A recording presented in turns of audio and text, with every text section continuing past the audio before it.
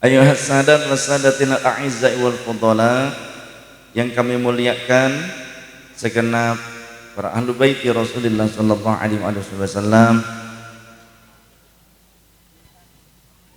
juga segenap itrahnya, khususon itrah. Karena kalau ahlul bait itu yang baik, yang bandel masuk kategori ahlul bait.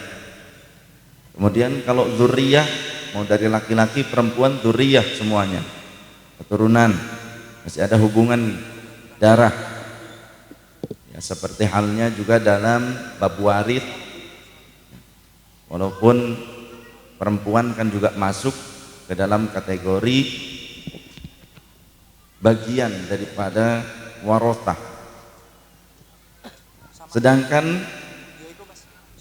klasifikasi yang lebih terkhusus dari ahlul bait Rasul adalah itrah.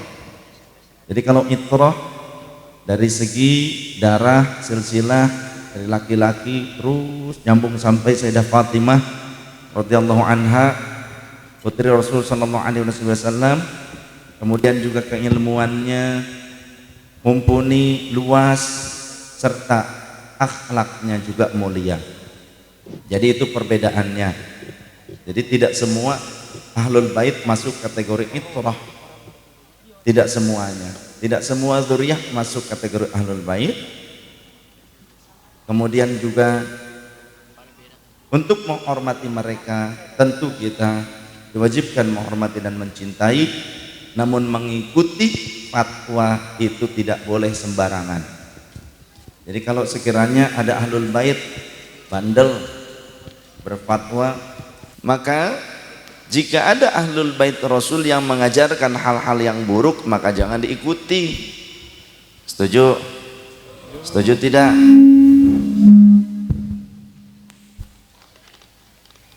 Kalau mengajarkan kemaksiatan diikuti apa jangan? Mengajarkan memberontak diikuti apa jangan? Jangan. Ngajarin jadi mafia diikutin apa jangan? Ngajakin jadi preman diikuti apa jangan? Jadi kaum radikal diikuti apa jangan? Jangan diikuti. Masih banyak yang soleh-soleh.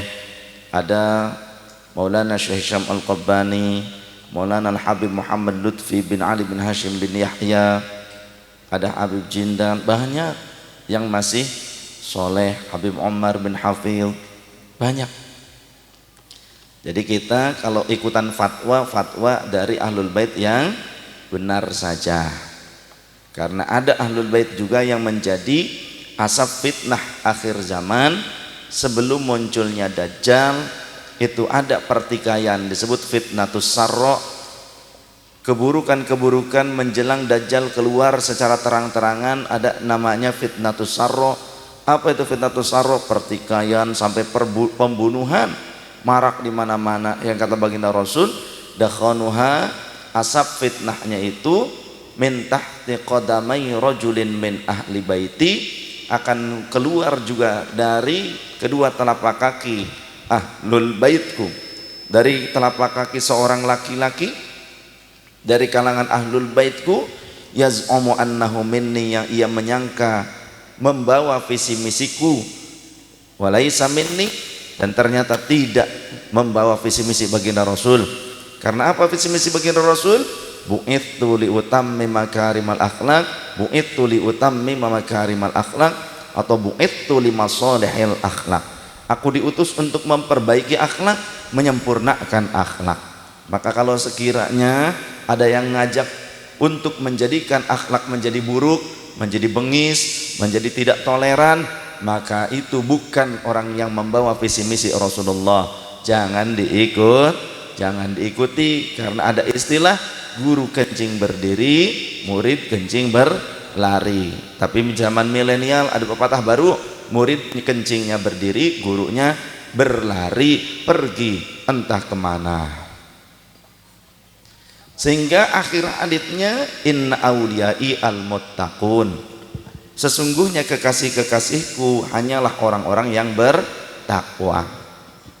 Jadi yang dicintai oleh Rasul itu orang yang bertakwa, sebagaimana juga Allah Ta'ala menyatakan al jannatu uiddat lil muttaqin, surga disiapkan untuk orang yang bertakwa, bukan untuk orang yang banyak uang, bukan untuk orang yang berstrata pendidikan tinggi, bukan untuk yang kaya, bukan untuk pejabat, bukan untuk orang yang punya nasab bagus lain sebagainya tapi perilakunya nggak bagus, bukan ya.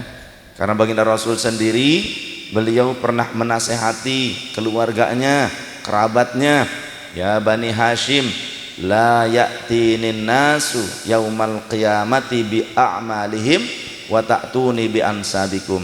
Hei Bani Hashim, keluargaku, kerabatku, saudara-saudaraku, jangan sampai nanti pada hari kiamat manusia datang kepadaku dengan membawa amal mereka, tapi kalian cuma membawa nasab kalian saja. Memalukan. Kata Bang Roma, sungguh terlalu.